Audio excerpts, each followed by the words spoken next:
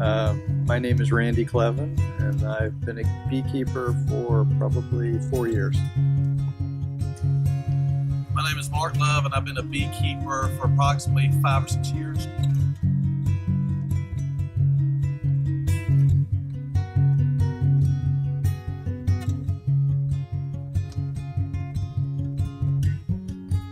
I was looking for a bit of a hobby, and I remembered from when I was a kid, a neighbor that was an old man that was interested in bees, and I always thought it would be a fascinating hobby to pursue. It's a hobby that it isn't necessarily hard to start, but there's a lot. It's one of those things that you can spend a long time learning more and more about. So I guess that's sort of an interesting part about it, that it's not, you don't feel like in 4 years you're just kind of starting to understand the whole hobby and what the bees are about. That's kind of my thought.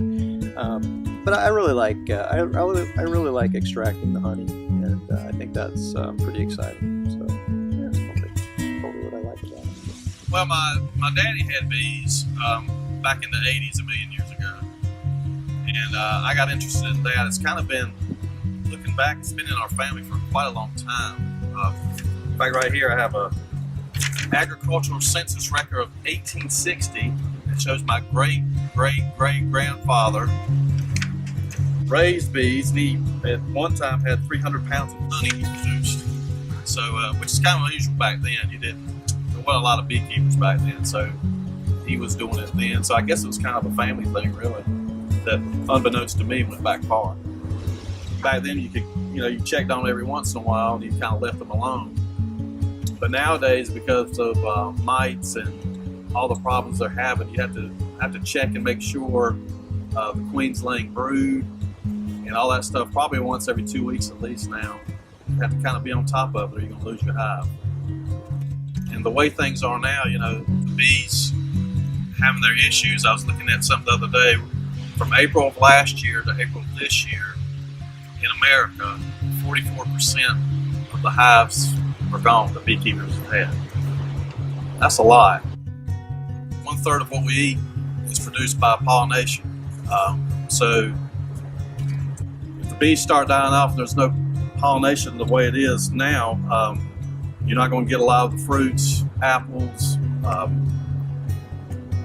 almonds, all kinds of fruit that we eat every day. It's going to be way more expensive. We lost 44% of our hives this year. If we lost 44% of the cows in Texas, that would be making news all over the place. It wouldn't stop until it was all.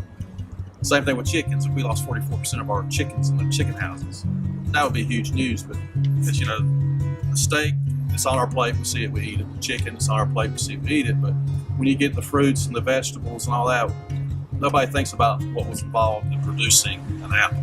You had to have a honeybee in there or you wouldn't have an apple to eat.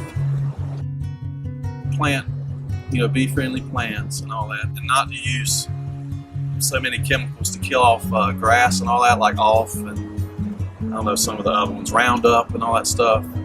Just to try to be more natural about it and to become a beekeeper. It's really fun. Now, I know some neighborhoods they probably won't let you have honeybees, but basically to make their landscape more bee friendly.